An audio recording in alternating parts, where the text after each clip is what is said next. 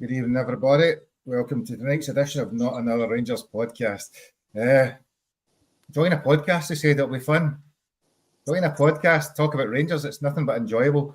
Ever since then, it's been, I don't know the words to use, it's been dreadful. So tonight we're going to be talking about a little bit about last night's game. Let's not talk about it much because who cares? It's not really relevant. It's more about the bigger scheme of things. We'll discuss where, as the title of the pod says, he has to go, and we'll talk about some of that. We'll talk about some of the board. We'll talk about the players as well, who are as accountable in some ways as the manager, and we will talk about what the future may hold. I think it's fair to say we're reaching the beginning of the end for Clement. Probably, even no matter how well he does over the coming weeks and months, however long that may be, it does seem like there's no hope of him ever reaching what we need him to do as a manager. And on that basis, it's a slow, painful death, and maybe that has been coming for a while now. So how are you, Scott, today? Gary, I'm not too bad. I'm just down from my work, so I'm looking forward to this tonight because, as you probably know, I've been anti-Clement for a long time, and it's not getting any better. I've had it well, aye, but no, just some things need to be said. Listen, I'm not here for people to agree with me. I'm just here because it's my opinion, and I'm just good. JD, welcome. How are we? I'm good, folks. Well, as good as can be. I've been at IKEA today, so I'm mid-building furniture, so I thought I'd take a wee break. Come on. Did you get hot dogs? Did you get meatballs? What did you do? That's I got a wee 85p hot dog. I did, aye. Even if you don't want one, you just got to get one every time you go in IKEA. Add it to your bill and go and collect it. Do you know, find a new manager there we could build and put him in the dugout, JD, no? Need more than that, man. Need more tools than what I've got to sort this out. Put one of the wee IKEA plastic tub things to do everything. That's as good as I am. That's what our board have got, one of them, that wee tub. So see, every time you go and start building something, you see a dowel in there, does it make you think of Kieran? Oh man, don't even say that word. Had a 5-year-old try to help me with the dowels. She was better than dowel. Honestly. Swear to God. Yourself, Ricky, how are you? Yeah, no, good. Good to see JD. Ross was supposed to be coming on, but the guys must be boycotting the pod as well as good as everyone's going to be boycotting Ibrox on Sunday. It seems, mate, honestly, when you think Rangers can't get any worse, they're like, hold my beer. I know. It was dreadful. And if it makes you feel any better, listeners and viewers, I was standing there in Dundee, freezing cold last night, watching the game, looking about, thinking, is this what my life's came to? Completely. And you know, I suppose as we go into tonight, one of the things I was thinking about was how uninterested I was, how much apathy there was in the crowd. You know, there's been a lot of talk today. I've heard some of the podcasts talking about the toxic atmosphere. There wasn't. There was a bit at the end. During the game, very little happened. We lost a goal. There was very little happening. The game finished. The crowd didn't do an awful lot. When the players came out, then Clement got a little bit of grief, but it was a minute or so. And I think that's probably what we're going to come to first, Scott. You know, the biggest thing that I've seen, and certainly Ibrox and last night was very evident, was apathy is really set in. I've been there when Beale was toxic. This just feels that people have lost caring. I think it's past that, Gary. I think people now have stopped caring. I think I was sitting watching it last night. I mean, when Dundee scored, I didn't even flinch because I was expecting it to happen. Do you know that way? It's like you would go again and make equaliser. I'm usually jumping. If I'm not at the game, I'm usually jumping a bit of living room. But it's like we've scored, but they'll probably score again. Dundee. It's like you're watching Rangers and you're expecting things to happen, but then it does because there's nothing coming out of the board. There's nothing coming out of the manager. But I don't know. I just feel there's a connection lost between the two of them.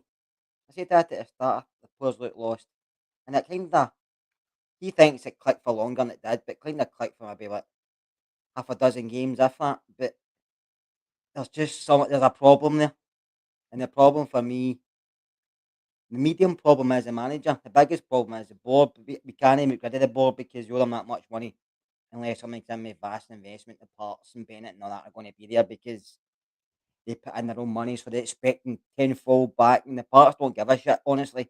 None of them. they say they do, but they don't give a shit. But the manager seems to think he gives a shit, but he talks nonsense. I'm sorry, but I'm not going to say I'm an old kind of school guy, but I've been at Rangers since I've seen who's worse in the league. I've seen us get destroyed coming back through. I've seen us in the 80s finishing fourth in the league, Gary. But this is worse than I've ever seen. And I'm not just saying that because it's happening now. There's nothing to look forward to. There's nothing you can hang your hat on and say, this will improve it, that will improve it. We're just going nowhere. Apart from back, it's regression every season. And it's actually really annoying me. And I'm being frustrated all day. And people in the work are asking me about it. And I don't want to talk about football because my team's crap. I have no idea where this club goes. No, I'd agree. And just very aptly, Alan's put a comment in there, so I think we'll move straight on to JD. He says, so the comment says, evening boys, Grim Reaper JD's back. Board managing players have failed. Do you wish to retort against that, or are you going straight down that line of quitting? No, he's right. He's a very old friend of mine. Old being the ample word there for Alan. I don't. It's horrible. Like Kerr said, see when they scored last night. Everybody did we put a couple of LOLs into the group chat? Like, geez, knew it was happening. We're actually at the stage where you're laughing, but I know somebody's mentioned the Union Bears have put a statement out. I've just read it there. It's a fairly decent statement, to be fair, but it's not calling for a boycott at all. It's calling for everybody to unite and demand change on Sunday, basically. But they do go after the players, the manager. While the dismissal of Philip Clement is necessary, they talk about the board and all. So I think it's just this beginning of the end. We've been saying that for months, Kev. We've been saying this since the start of the season as well. So, but I think this feels a little bit different. The 200% thing that he said, then Sky Sports have reported that he'll be in charge on Sunday. Is that the old kind of dreaded, for him, vote of confidence kind of thing, hopefully for us? So I don't know. I don't know where we go. But for me, it all sticks with the board and all that, right? I get it. But for me, the manager has to go. Can he go on about injuries? It's his tactics, his selections, all his injuries. He talks about injuries all the time. He was dropping points away from home when he had a full squad to pick from. So he can't keep you. It's just excuses, and it's toe curling now and embarrassing to listen to him. So for me, the start of this process is getting rid of him. Cost you money. We've talked about perhaps gardening leave or something like that and pay him his wage. I don't really care. That's probably the easiest way to do it. Like pay him his weekly wage until he finds a new job or he can sit on it for 2 years, whatever. That's the cheapest, probably most viable way to do it. But he's got to go for me, and then we go for the players after that. So there's tons of comments, by the way, coming in. So we'll all try and get to them. We might not answer it straight away, but there's lots of comments. We'll pick on some of the stuff that you bring up around the manager, the board, and so forth. But they're coming in thick and fast. We'll try. There's not going to be easy, Ricky. So I'll just get your initial observations. I'm going to start and pick up some of the different themes. Very annoyed, mate. I mean, yesterday was the normal. I mean, this is what we've been like all season. When was it? Like the good performances, even away from home and at home, have been. I'm not going to say that word again because people slag us off, but you know the word I mean. They've been the outliers, if you want to say, compared to. And see, before the match, man, at the press conference, the shite this man talks, right? I lived in Glasgow 20 years ago, and I worked out the city pretty quick when I moved down there. The people were brilliant, but they see through people straight away. See, if you try and sell them sand or try and sell them rain when it's sunny outside, they'll see through it right away. This guy is talking that much pish. There's the performances on the park. Like the Old Firm game that just went past. The feeling before that, man. What has he done what have these guys done at our club? I have never felt less emotion going into an Old Firm game. It was brilliant when we won 3-0. The two games before it, well, speaking about 6 points behind, he dropped points. Then after it, it's exactly the same. cut and paste for 4 games in a row. He had a good system with 2 strikers playing together. It was working, and he changed it, and it's been an absolute shambles ever since. But see how condescending he was to that guy that asked him about injuries before the match. I was like listening to the press conference, really annoyed. I'm like, this guy is annoying as anything. And the guy asked him about injuries, and he went, "What? It's not the same. We've only got 4 injuries now. All the injuries are totally different. You don't know what you're talking about." Then he was rambling on about how much money Celtic's got again, and you're like, we're finished. We're not playing Celtic. We're playing Dundee. Their team cost $3.5 million they have on the park. We have 35 million on the park playing against 3 million. And Dundee wanted it more. They had a better plan. Their manager spoke sense in the press conference about, okay, he knew what Rangers were going to do. He knew he just had to get them to go out wide because their fullbacks are playing with their legs tied together. Yefte and Yilmaz, honestly, so bad as fullbacks. So Tommy Dock, every single SPL manager has got Clement on toast. It's embarrassing. And the worst thing about this man is he honestly thinks he's doing Glasgow Rangers a favour. He thinks everyone else is to blame. He's got every excuse in the book. He was loving Arteta in the Cup Free of the Week when he started speaking about footballs because he's like, jackpot, that's another excuse. I'll get that one for a few weeks down the line. But the way he talked after the match, chucking Igaman under the bus, he should have been staying in the box. If he stayed in the box, he would have never touched the ball the whole game, man.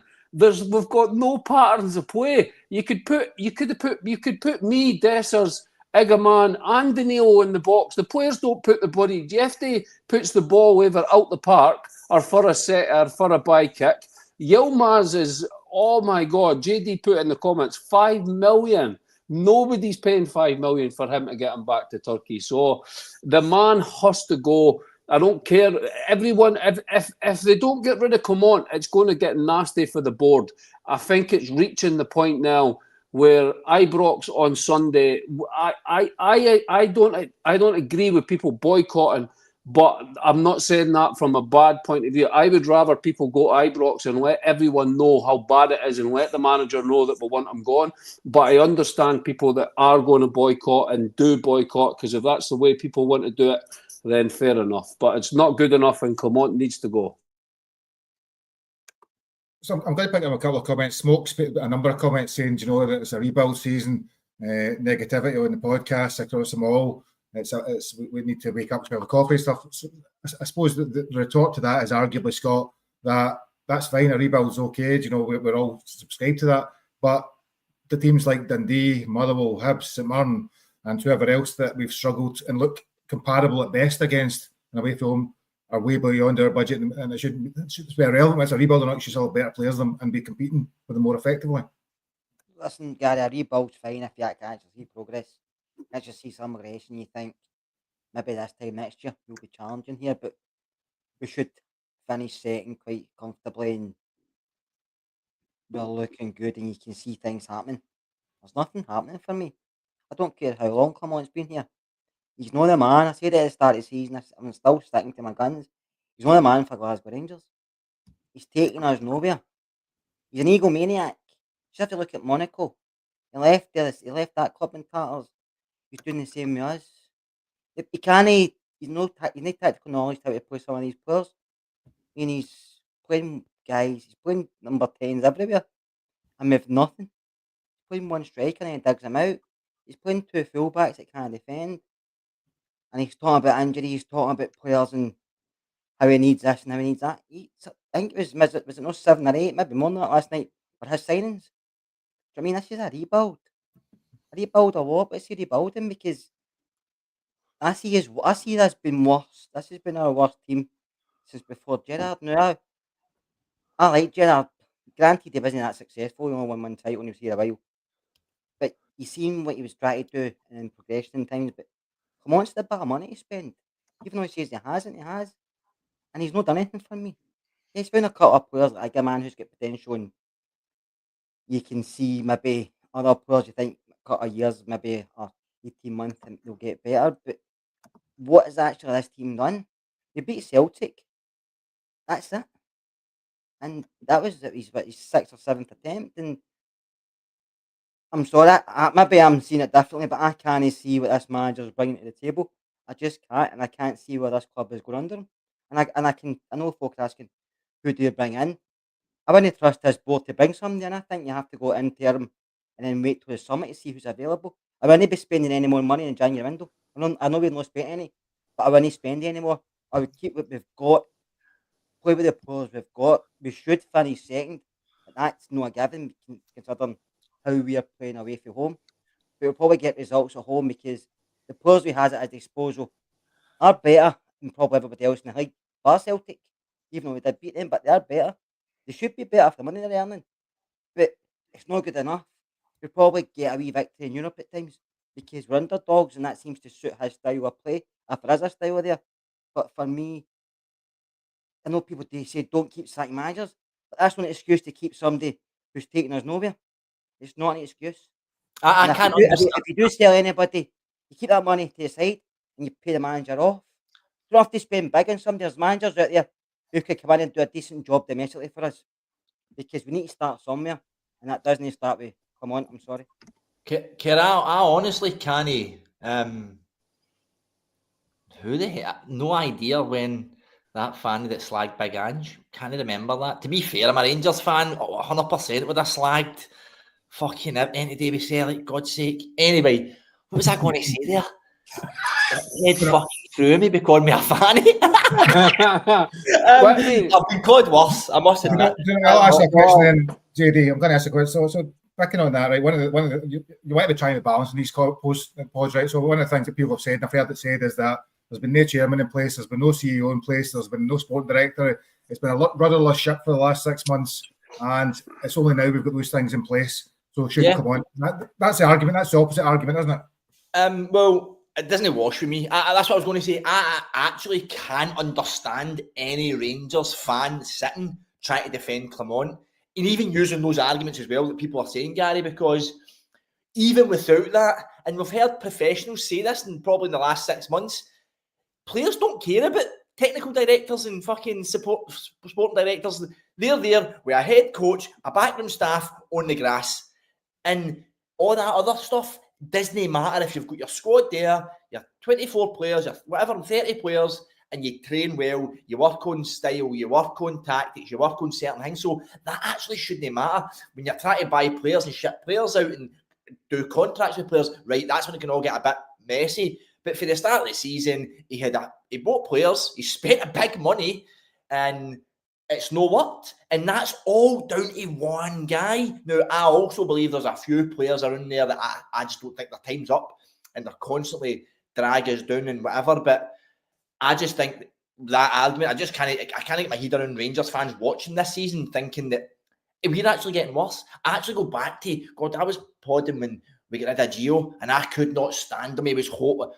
Oh my God, I feel embarrassed about that now. That being said, his football was horrible, but wow, man, we are far, far, far worse than what we were under Van Bronckhorst than what we are now.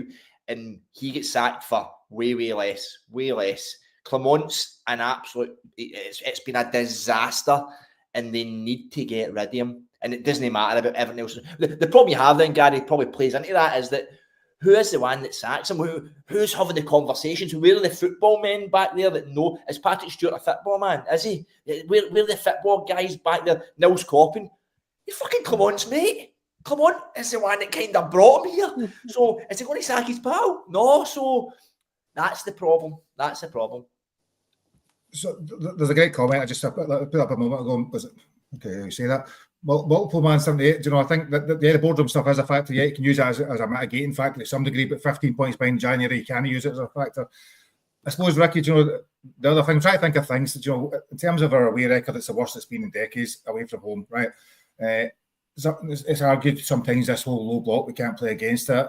However, we play against a low block at home, and 90% of the games when we manage to beat them, we play European games. I suppose everybody's trying to understand why in away games for SPL we just can't do it. Well, every game against every team. Yeah, no, I mean it's got to be. There's many reasons. It's not just one reason. But Clement, I put in the group chat, and a lot of people have said it on podcast today. Clement gives me 100. I think he's more like Paul Le Guen than Paul Le Guen was. And I mean that by when you heard all the players speaking on podcasts, like after like a few years down the line, they all said that he just didn't understand that you have to win every single 3 days. Now, and I just wonder what sort of message he's taken back to the dressing room, because the way that he speaks in press conferences, the players will be seeing that. And like John Souttar, you see John Souttar when he sits next to him when they do the European press conferences, he wants to stand up and absolutely fire into him, man. He's absolutely thinking, you are embarrassing, mate. Please, can we speak in a foreign language so I don't need to listen to your piss, you know? So there's many reasons. I mean, we know the squad needs to be rebuilt, right? We know, like, we have a group of players that are injured all the time. We have a group of players that are still absolutely robbing the club, right? We have a group of players that do not give a shit. And I would say some of them probably even don't even like being at Rangers. You watch Matondo when he came on yesterday in that second half. Does that look like a player that gives a shit about anything other than 100 grand being in his bank account every month? I agree with someone who put, pound for pound, he's one of our worst signings ever. I saw someone put he was 3.5 million today. So we do need 10 new players in the squad. That is, if that is over the next 3 windows, that is not going to change, right? We do have, but there's no way you're telling me that we played Dundee last night, who have got absolute SPL daubers in their team, man. We've got international players from the Czech Republic, Romania. We've got players on Welsh internationals. We've got this internationals. They looked like the team that were coached, that knew what they were doing. And you can say that. Chris Boyd was right when he was speaking on Sky. He says, I'm going to be doing a game coming up away from home, Dundee United. He says, just record this and just play it at the end of the match, because it'll be exactly the same thing, because it's been the same thing watching Rangers all season. We are horrible to watch. We're turgid. We've got everything is wrong. It's not the people that are sticking up for Clement. I think the Rangers fans, in my opinion, have actually been super patient with Clement, you know, because if this had been the other side, believe me, the Sharks would have been out. The Sharks probably would have been out last season, never mind this season. And I think that's the way we need to be headed, you know. So for me, the fans have been more than patient with this guy. But you've got to see something, Gary. Whoever comes in.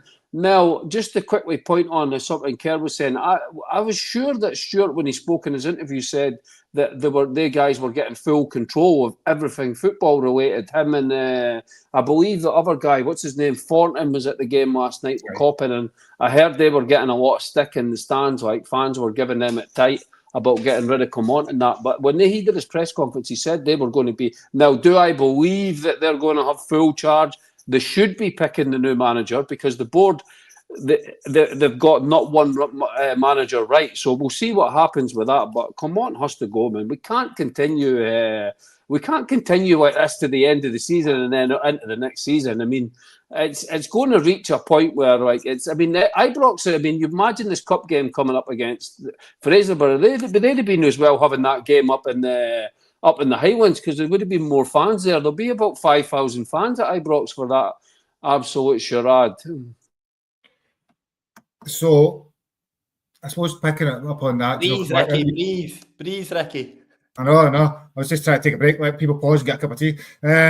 I've got big nostrils, man. I've got big nostrils. I can go for hours.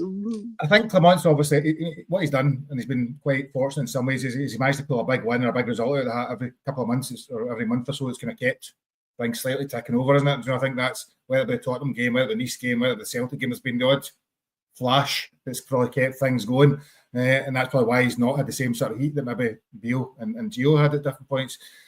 But as you get to a point where you've got 3 draws and a defeat against teams that you should be beating, and I think, you know, if anybody watched, I watched the game last night, but last night was worst. You know, last night was really poor. There was very little in terms of quality of play. It will come a little bit to the game, I think, now. Scott, the team obviously we'll go back to the manager, we'll go back to Bode, but just to pick on the game, the manager picked the same team pretty much, bar Ciala coming in. There's been a lot of talk about why is Danilo no longer in the team. Ciala obviously come in because we've not got any other centre half. But to a man, and I think it's probably fair to say that at best, maybe Egeman and Cherny were average. The rest of them, I think, were nigh on dreadful.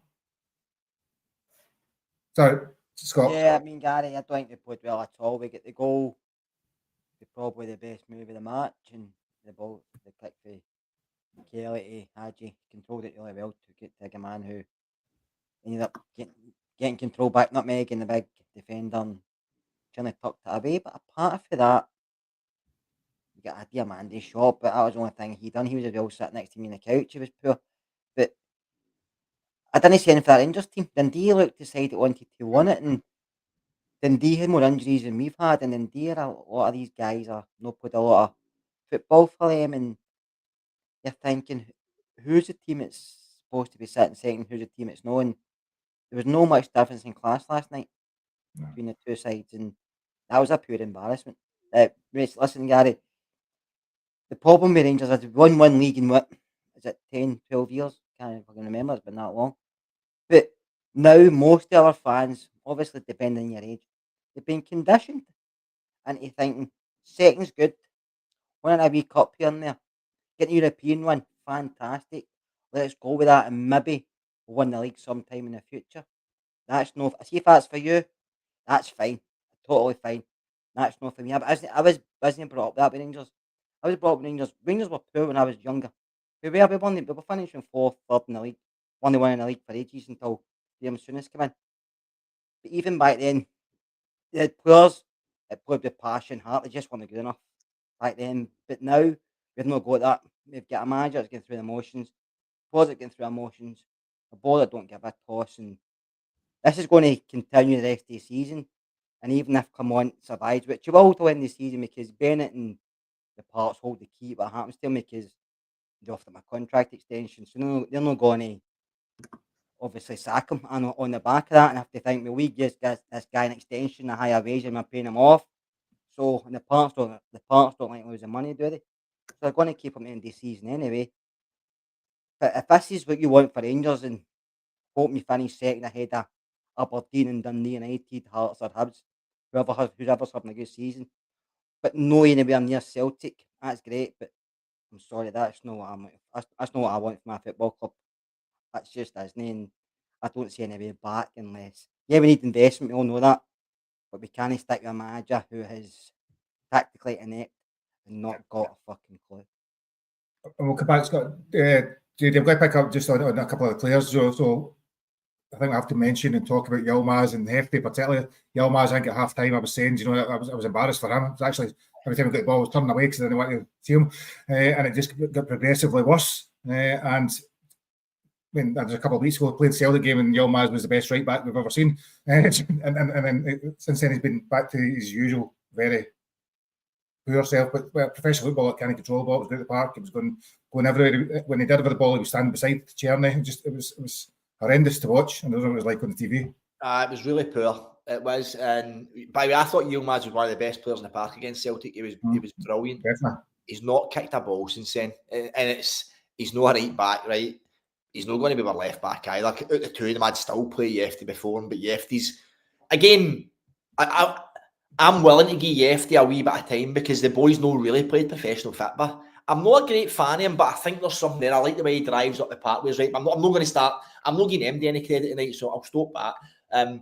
But Yilmaz was an absolute disgrace. The wee man runs like his arse hairs are tied together, and he can't control a ball. And he looked terrified last night. He looked terrified, and I think he's kind of looked terrified ever since he signed for us.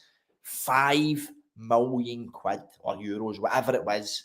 Fuck me, man. That is a shocker. An absolute shocker. And he had a shocker. And funny, Gary, because you did say, one of my other mates had texted me saying, I actually feel sorry for Yilmaz. Like, that's when it's came to. We're feeling sorry for boys that are wearing our badge. Sad state of affairs.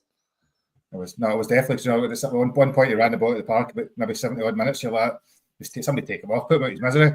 And I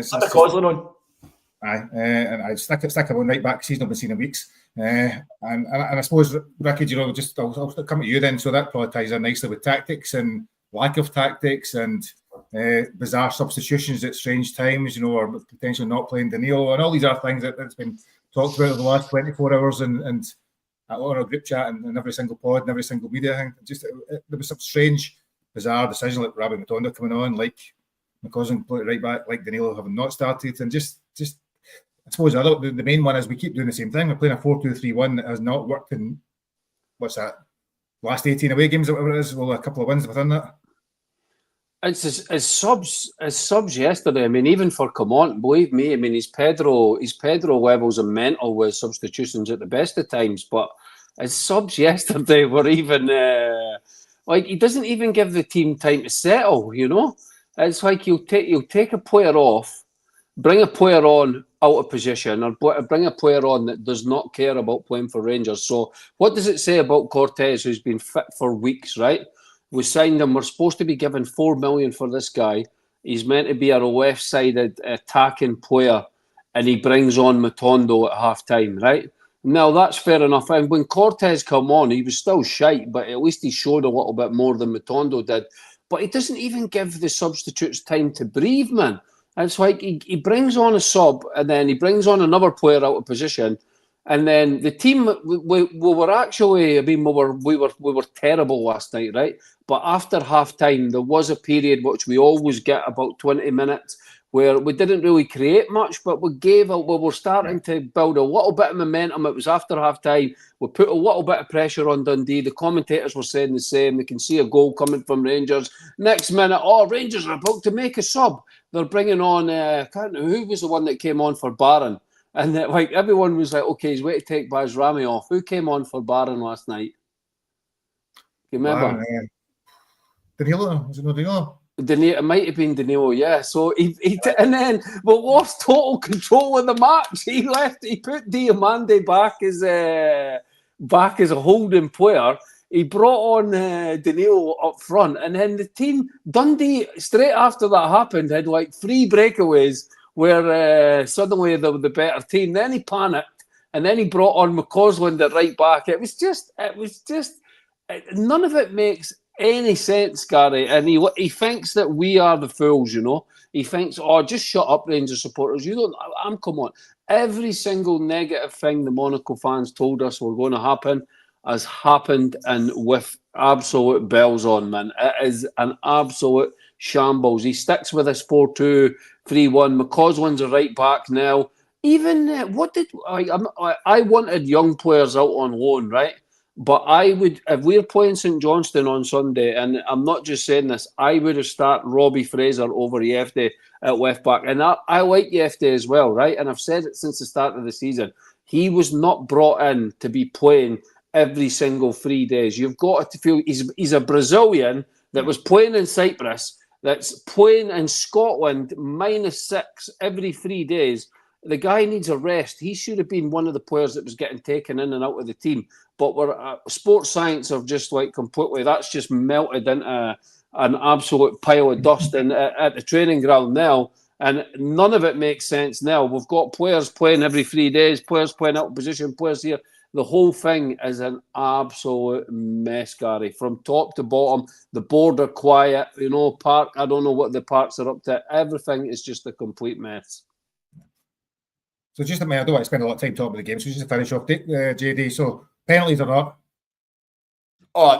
Listen, I'm not taking that. Listen, we're shite, right? And we'll accept anything. They were never penalties. See the one they're making a bit of a fuss about, the one where Nsiala puts his arm. They even interviewed Simon Murray after the game. He was saying, like, I can't really remember what you're talking about. I need to watch it back. But it was never a penalty. None of them were pens for me.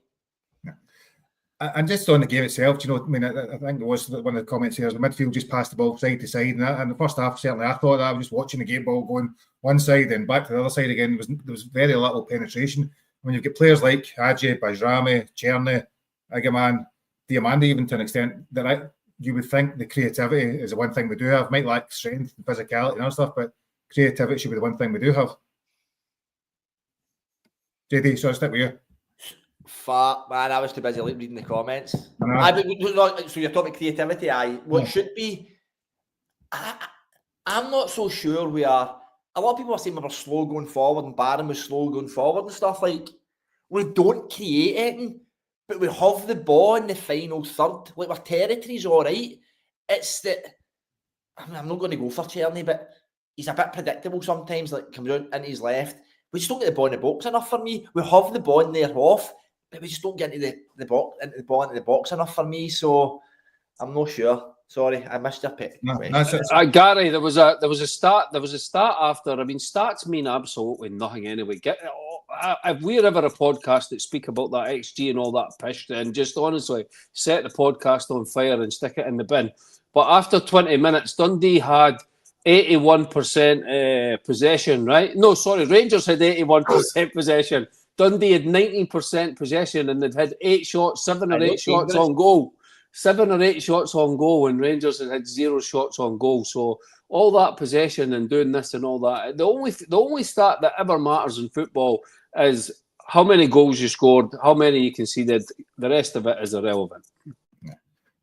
So that seems comment for Smoke saying, did you see the game? I was there and on top of those 7 shots, the goals, you know, they're right next to where I was sitting at the time, you know, and it was when they were going forward, they looked more dangerous every time, you know, despite the fact we had the ball repeatedly.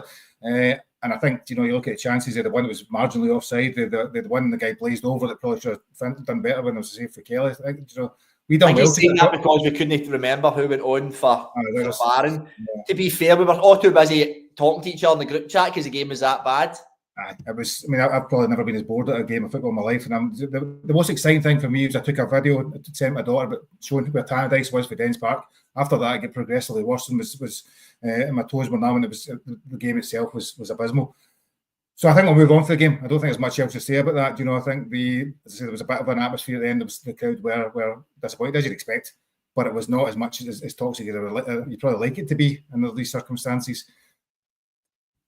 But I suppose it's where we go forward, Scott. You know, you talked a little bit about the board, right? The board's obviously this board. It's easy to say a board. It's a nameless group of people, and it's changed a lot over the last couple of years in terms of people and individuals. And we've got Patrick Stewart, as Ricky talked about, who's the chief exec, and the chief exec should be the one that makes the decisions. Shouldn't it be the board if it's done right? He's only in a month, so how much time do you give him? What do you give him in the entry to deal with to move the club forward? He should make decisions, Gary, but is he making decisions on behalf of what he thinks, on behalf of what he's been told? Do you think? Well, should be. He's thinking. He gives executive advice and makes decisions. That's what chief obviously, executive is. You've got the parts, Bennett and whoever else is. Obviously, they're not going to move because we owe them money and they can't go with the money that they put in and we'll get it back tenfold unless you sell it to somebody with investment, which is very hard at this time, especially we play in. But if he's been brought in, he's told, listen, there's no money to spend. You have to go along with this, A, B, and C. What's he meant to do? He can't magic things out of thin air to say, right, this and that. So I don't, I'm going to put the comments off because I'm too busy laughing. I don't know what he's going to do, to be honest with you. I mean, Clement said we're waiting for him to make a statement about that. I wouldn't spend any money this transfer window because the players we've got are good. I should be good enough to finish second. Listen, I'm not going to win the league. We were never going to win the league. It was always about progression and seeing where we are. We've not progressed. We've actually went back the way we've regressed. But this wasn't about being proactive. I've always been reactive. They react when something they've been backed into a corner and they have to react to look good. They're not proactive. They don't say, right, this isn't working. They've got A, B, and C lined up in case it doesn't work, so we'll go after him and do that. But no, they were reactive, as we know, and they thought they were proactive giving Clement an extension, but that was the most stupidity. That must be one of the worst decisions ever for Rangers board. Giving the manager an extension who's absolutely done nothing to deserve it. I need to come in. Often the technical director who's done nothing to deserve Sorry, Kerr. it. See, Smoke, right? Smoke's been on pods and commented and been an avid watcher of many pods for years, right? And he's talking about he wants more positivity. And he's kind of been backing Clement earlier on. And he's mentioned bringing back Katic and Kolak. Now he's asking for positivity. There isn't any positivity. What are we, 15, 16 points behind Celtics? How can that? There's no positivity here. There can't be any positivity. And as for 40 Tim, I couldn't care less. Cut it, slice it, dice it. I don't care. I don't care. Because we're so bad right now. We're so bad right now. And for me to sit here and try and kid on that there's something decent bubbling in the background or there's excuses for this and excuses for that, I don't buy any of that. were absolutely terrible. The coaching, the manner of the coaching and the patterns of play we've got are non-existent. We've been saying it since last season. It's terrible. There is nothing to be positive about. And I can't, what we want to talk about, NCL got a debut last night and looked all right. It's just, I don't give a fuck. Couldn't you care? I don't care. I don't want sentiment whatsoever. It's all about how bad we are in getting rid of the manager. Yeah, no, I agree. Well said, JD. Well said. I'd probably say, I'm probably the most happy clapper I've ever been called in these things. I generally do try and look for the balance and see the positivity. These things, I think that's because I'm a fan, I'm a supporter. I'm there to enjoy football. That's the reason why I watch it. So I don't want nobody watching the club. And I'm going to, like I said to Ricky, I'm not going on Sunday because I can't be arsed watching it. And it's just me personally. I can't be arsed backing a team who are not giving me what I want to watch. I can't be arsed backing a manager who I detest and a board who are happy to take my money but give nothing. They don't care about us. We're just customers with fuck all else. I'll renew my season ticket because I've always done it because I see my sisters there and family and that. But going to see Rangers used to be enjoyable. And I don't care if we win in the league or not win in the league. What I care about is seeing a team who play me a bit of passion, play me a bit of fight, and who are trying to go forward. I don't see any of that at this moment in time. So why should I be working every day and putting good money into something that's giving me nothing back? Yeah, you can call me all different stuff. I'm no staunch, I'm no loyal. But that's just the way I feel at this moment in time. That Rangers side and that Rangers board and players, whatever, they're not giving me any enjoyment. All I'm doing is criticising and all I'm doing is moaning constantly.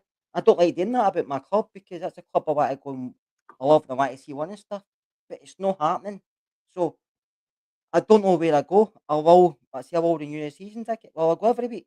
You can call me a glory hunter, and if they start winning, I probably will. But I've done the same when McCoy was the manager, and Alan McCoy is my favourite player. I got to a stage where I wasn't enjoying it. So I stepped back to give myself a break because it was making me fucking go nuts. And this is exactly the same. I'm not enjoying watching Rangers Football Club at this moment in time. I'm not enjoying listening to the manager. I'm not enjoying some of these players. And I can't help feel that way. I will go back, but I'll pick and choose when I want to go because it's making me angry, it's making me depressed, and it's actually getting right in my tits. And that's coming from a football fan who's watched all my life. But at this moment in time, I'm not enjoying what I'm seeing. And I guaranteed everybody's different, and everybody's entitled to their own opinion. And if you're enjoying this at the moment, fair play to you. But I'm seeing no progress whatsoever, Gary. We've Sorry, hold on a minute, Scott. Aberdeen, who we always slag, they don't turn up against us. We only turn up on occasion as well. The rest of the time, we're a cup team, nothing else. We just turn up now and again in any season up against cannon fodder. The rest of the teams you should be beaten. That's no disrespect to the rest of the teams in the league, but we should be beating them, but we're not. I think what I'll say, John, just come back to that and David's comments. See, if there's any confusion, right, just to be clarity here, full clarity. What I said was I support my team and I do it because I enjoy Rangers. I am not saying that I'm enjoying it where as it stands now. I've never said that.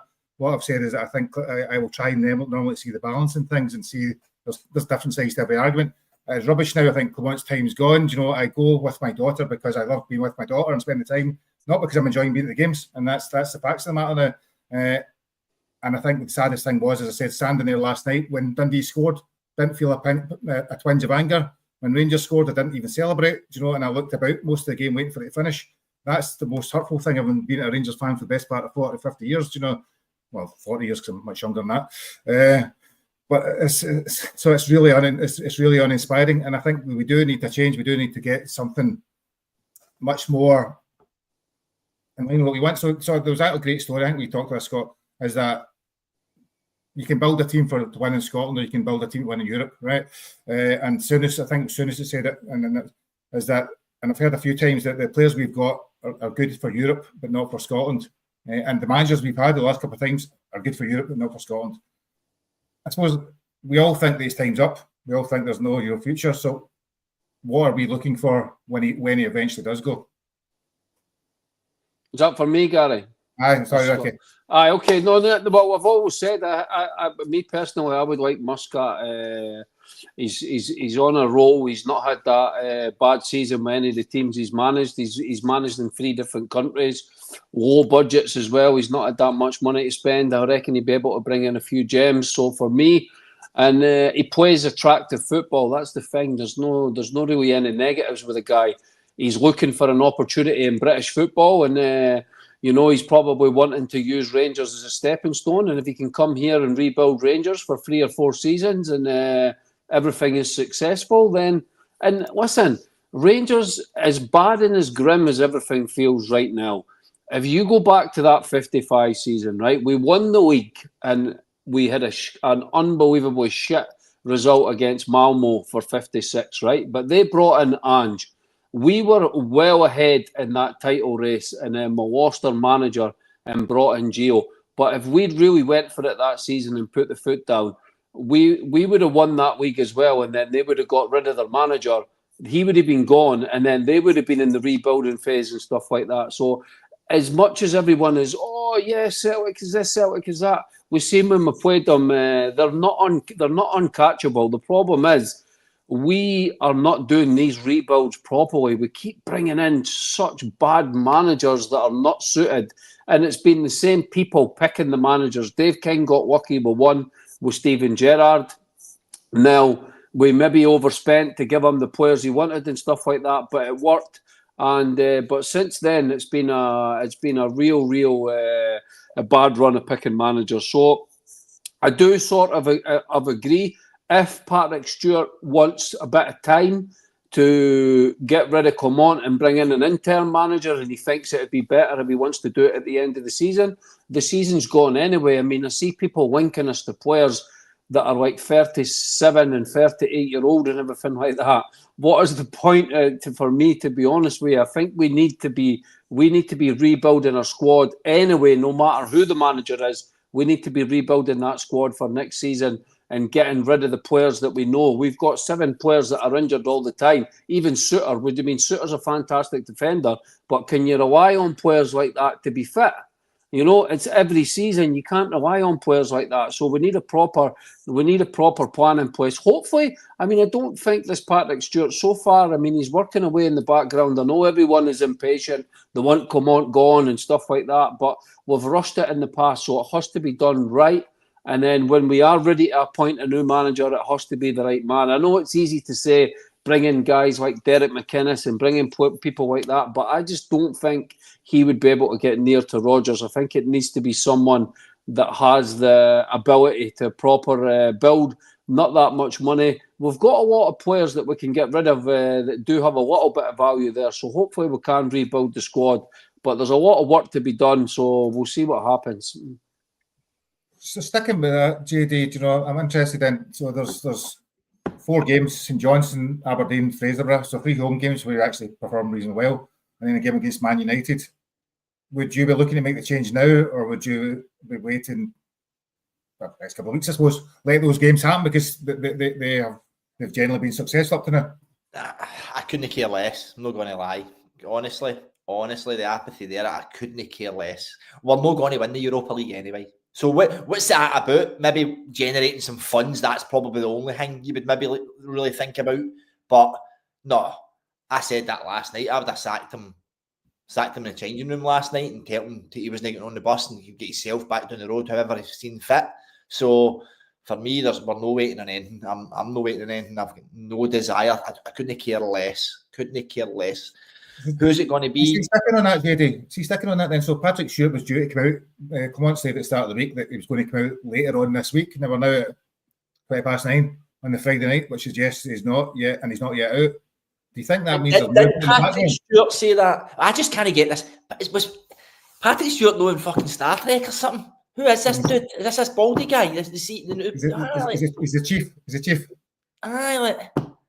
Just don't like. I don't know why he's getting involved in coming out and giving press conferences or whatever it is in terms of Did he never said that? That was Clement that said that. He said it repeatedly, though. He did say it repeatedly. He'll speak before the end of the week. But there'll be a message from him, whatever you might call it. But the fact it's not coming out, I wonder if there's some movement in the background. Maybe, I have no idea. Hopefully, I mean, Clement's telling us he's come out to tell us about transfers, or the budgets and stuff, which alludes to the fact that he's going to come out and say, sorry, Tips, there's nothing we can do in January. That's what I'm taking for Clement saying that. But maybe he's calling and saying, no, I'm not going. It's not going to happen now because Maybe their focus is on the manager.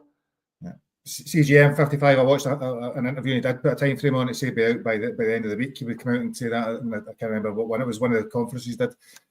But Patrick Stewart is due to come out, Scott, this week or very soon and say what the future holds for Rangers. Now, he can't just talk It's just about the door. How can he tell us what the future holds for Rangers? Patrick Stewart?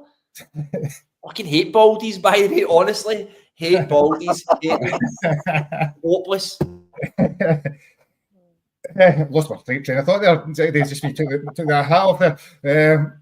Scott, so he is due to come out. Do you know what seems a bit strange anyway? How often you have the chief executive come out and giving you his views on what's going to happen in terms of our January plans? But he needs more than that now, does he not? He can't just come out and say that because which might be part of the reason it's held off.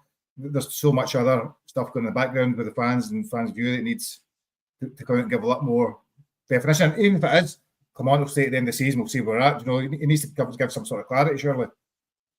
You would think, Gary, but you just never know what's going to happen because we don't know what's going on behind the scenes, do we? And like I said, sometimes these guys, he might be chief executive, but he's still working for somebody. He still get people above him telling him what to say, what not to say. And I don't care what anybody says. If the parts and say to him, don't say that, he'll do it because that's what he's been brought in for. He's been brought in by somebody's, one of the board members or whatever. And he's been told what to say, what not to say. I might be wrong here, but you come out and say something. I don't know what. Like I said earlier, I don't want to bring players in this January window. I don't think we need players, especially on the come on, because I don't want come on to be here. So I don't think you should be allowed to sign any person. I think we should leave it until the summer. We should be trying to get the players. We should try and get players off the books, and whatever we can get off the books can help pay come on off and these coaching staff, and we can start afresh in the summer. But I don't know if that will happen either. That's just my wish. I don't know if that will happen. I don't know what he's going to come out and say. I mean, it's first week in January. Nothing's happened, but I do agree with Ricky. I don't see why we should go out and get somebody in short term in the summer. Why? What's the point of that? The league's finished. Yeah, we're still in Europe, but we're not going to win it. And they've got a Scottish Cup. Apart from that, there's not a lot to fight for this season apart from pride. And these players are some of these players are not showing that anyway. So I've not got a clue. I do agree with JD. I think Clement just said that to push problem to somebody else. To Stuart, and then Stuart might say, well, it depends what Nils Coppin's looking at. It can move about. It's all smoke and mirrors sometimes at a football club. So I don't know what the club's going to come out and say, Gary. I'm actually not got a clue. I'm just finished with Rangers at that moment. I just think they all talk absolute nonsense and wait until April and you'll get your season ticket in your through the door signed by Philippe. Come on. Ken, you've started a podcast. Unfortunately, mate, you can't be finished with us. You need to transition.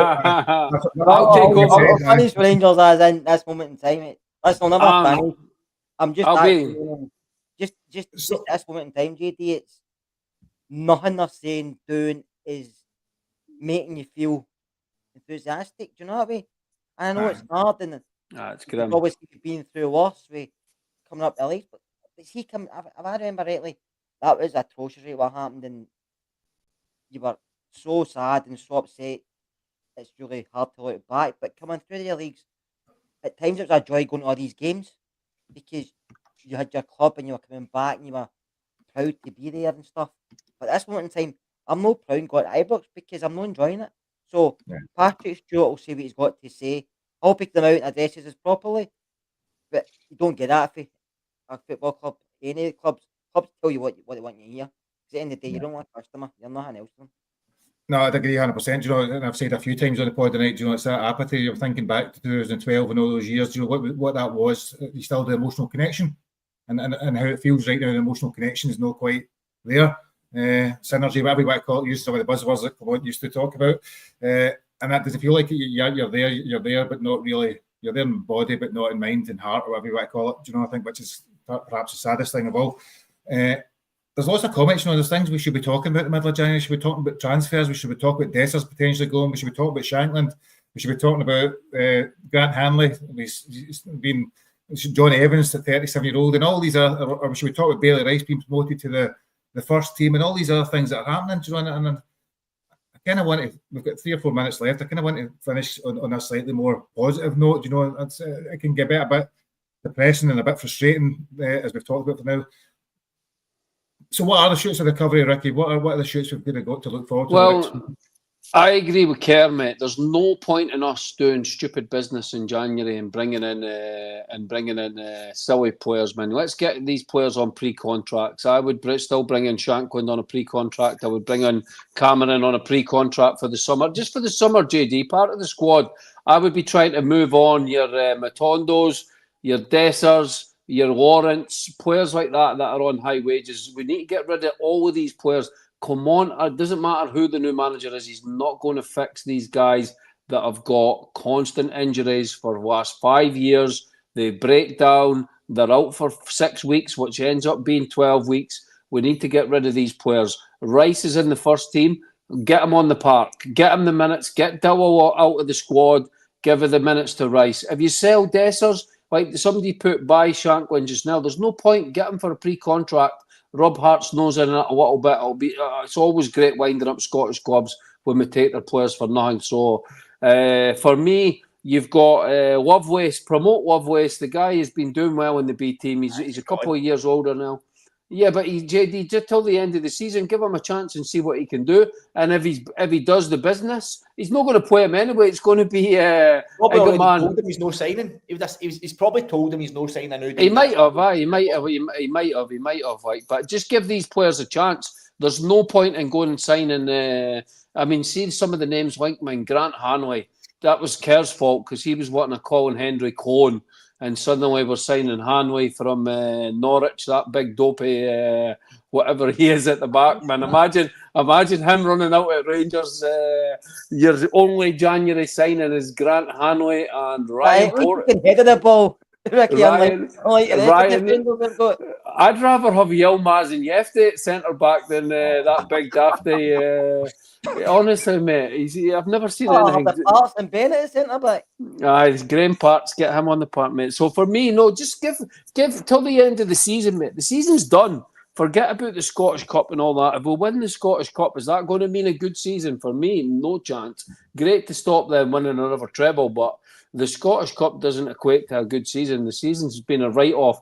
The season's been a write-off since the Hampden debacle when we were away from Ibrox. It's been an absolute disaster of a season. So, but that would be for me. I would like to see some fresh play. We need freshness, Gary. I know you love Tavernier and everything like that, but we cannot go another manager and rebuild with the same players that have got all the baggage, man. It has to be a cat and blanche, complete rebuild, new captain, young players, get the mentality in the squad, someone that knows No, but you don't, JD, because when we spend money, it's a disaster. You can do good business. Look at Egeman from Morocco. But we're going to have another number 6 from Morocco who was outstanding in the Olympics. He's on a pre-contract. There's good players out there with the money. We can get rid of a lot of wages. Ricky, we were told Bajrami was a great player. You all tell me fucking money. You tell me proper was the best money. Money. They cost money, JD. They spent money on these donkeys. We spent money on these absolute. But they all have a good profile, Ricky. Every one of them has had a good profile in terms of. Bajrami was a journeyman that was from Albania. That's played. The only guy that rates him is that mad guy on Twitter who's doing everyone's tits in now. That keeps going on about him. Everyone. So for me, that's the positive. That's the positive. I've got to let JD have a chance to pick up a couple lines. So, choose a positivity. JD, what would they be? In a positive note. You've came to the wrong person. I think positivity now would be the offload, kind of like you're saying, if we can get some money for Dessers. I think knocking back 4 million, if that was true, which is probably not true, right? Given maybe something like the Rangers Review tell you we sell players for X amount, and then when the books come out, it's only 100 grand. But if we can get some money for Dessers, then that gives us something. Now, does he have his money to sack the manager or whatever? But it gives us something. So I think it's quickly. Dessers didn't even go on yesterday. I think that says everything. We needed a goal. He didn't come on. So his time is done. If we could get 2-3 million for him, wow, right? I doubt it. But if we could, then that gives us something, and that's supposed to go into the end of the transfer window to try and we will. I don't think we will, and I don't think we probably should, but something to lift the spirits would be to bring in a body, bring in a couple of bodies. If we can try and we need to get rid of, if we get rid of Dessers, we can bring in a body. And if you show Dessers YouTube reel, the tons of people what was goal after goal after goal. That's how he's made his career, you know. And it's the rest of the game that doesn't quite match up. But Gary, you could show Ricky's fucking YouTube reel for being on here, and he would look brilliant, but he's absolutely hopeless. Very true, very true. Scott, coming to you just to finish. So, as a leader of the pod and the one that's least interested in Rangers, apparently, as you said tonight, how would you like to conclude? Listen, Gary, I just want to see the club try to move forward. I know it's not going to happen soon, but that's what I want. But I think it's going to take a while for it to happen. I think there has to be so much work done behind the scenes, especially at board level. And then I think going to manager, the coaching staff. Listen, I'm not expecting miracles, but I'm expecting to see a club the size of ours actually start to move forward and look like we're trying to compete instead of just being a nothing. Basically, we're a nothing. We're an occasions team. We turn up at times, and then the rest of the time it doesn't really matter. Do you know what I mean? Because the mentality is we'll finish second, and they're happy with that. I just want to say on Bailey Rice. Now, I'm actually 50-50 in this. I'm actually quite happy he's involved because I think Bailey Rice has got tons of potential. And if he's used properly and coached properly, I think there's a player there. I think until you see the boy playing, nobody's ever going to know with these young players. Yeah. But the longer they sit on the bench and not get time, or they play in the B team in a really non-competitive environment, they stagnate. Now, Bailey Rice has got tons of potential. He came to us when other teams were interested. But he has to be playing. But I also think this movement and come on and mention it. I also think that's a kind of smoke mirrors thing with the manager. I think he's doing that to take a bit of pressure off himself as well, saying, well, Bailey Rice is now involved with us. Said a bit Because he's been moved for sitting in his living room watching or sitting in the stands Ibrox watching to sit on a bench. Doesn't mean a lot unless he's given game time to see what he actually does. Now, if I seen Hines like Rice playing in the type team, Lovelace involved when he's fit, Finlay Curtis getting game time because he's scoring tons of goals, and we think, well, he's still only 17, 18, now he's too young for us. Robbie Fraser getting a game in a left back, struggling and stuff like that. You would think, well, the manager's trying to blend in the youngsters, he's trying to use his Scottish talent, he's trying to move forward, but that's not happening. He always reverts back to type, and it's just shite we've seen before, and it's a shite we'll see again. So I like to see that, and if come on done that, I'm not saying I'm going to support him because I never will, because I don't think he's good enough. But I think then you can think, well, he's maybe changed some of the stuff he's doing, but he won't. Bringing Bailey Rice into me, it's just take a bit of pressure off himself. It's nothing more, and I feel sorry for the lad if that is, because he needs game time to show us, but to show this manager and to prove himself, he needs a chance. Giving him 10 minutes here and 5 minutes here, and people are saying, oh, he come on in Europe and give away a free kick. For fuck's sake, he's on for about 6 minutes, do you know what I mean? So the boy needs time to prove himself. I don't mean 10, 50 minutes. I mean a run of games. You know what I mean? Now, Barron's at the run of games and he's come back in. He's been off it. Diamandi's never really been on it for me. He's a very inconsistent player. He looks good, but he can look bad in the same 30-second spell. So why not give Bailey Rice a run of games, especially in the league? Because we've got to play for, and if you get Bailey Rice sitting there, surely he come into this side and we can still win games at home and get the odd draw away from home because our away record's poor. So I like to see that. Robbie Fraser, he's let away when you get Yilmaz and Hefty still. Yilmaz still trying to show us who he is, and Hefty's fucking a year in professional football. So I want to see some of the young guys getting a chance, Gary. That's what I would like to see, because the academy's there. Everybody slags it, but surely there must be at least 2, 3, maybe 4 players you could say could fit into this first team somewhere. Just to give a wee bit of excitement. Robbie McCausland, no for me. Leon King, no for me. But they've been given a chance to a point. But these other lads, Finlay Curtis is scoring goals for fun. If he was any other team in the SPL, they were probably playing in their first team. 100%. Do you know what I mean? So it's time we give young guys a chance, because are they actually going to be any worse? And your Diamandis, your Matondos, etc.? No. I'd agree. You know what? We've talked a lot, and Clement's talked a lot about transitions and new squad. See if the new squad and transition was about saying, you know what, we are at a period of time in the club whereby we need to rebuild, we need to bring in our young players, we need to take some pain for a year or two, properly take some pain. I think most of us would probably understand that to some degree, as opposed to what's been happening now, where we're being, as you say, fed a line that there's a whole new squad and these ones, etc., etc. And 9 times out of 10, it's mostly the same players that are playing, that were playing before even Clement was there. I think on that note, we will come to the end of the podcast. For those that don't know, there's actually a game on Sunday. There's a game against St Johnstone, 3 o'clock Sunday. I know we've not mentioned it, not really talked about it, but it is going to be there, as at home. It's not live in the telly, then probably, I don't think, is it? I don't know. I'm assuming it's not. So you don't even have to watch it if you don't want to. But other than that, we will be back on Monday. Presumably, there may be some news that happens over the weekend, or we may be stumbling on to talk about the same stuff again on Monday, depending on the results. So I think from everyone at Not Another Rangers podcast, please like, subscribe, follow. Have a lovely weekend. Enjoy yourself. Try not to get too depressed about Rangers. If you ever feel bad, just think how much is affecting Scott. And there's always somebody worse off than yourself. Take care, folks. See you later. Bye, folks.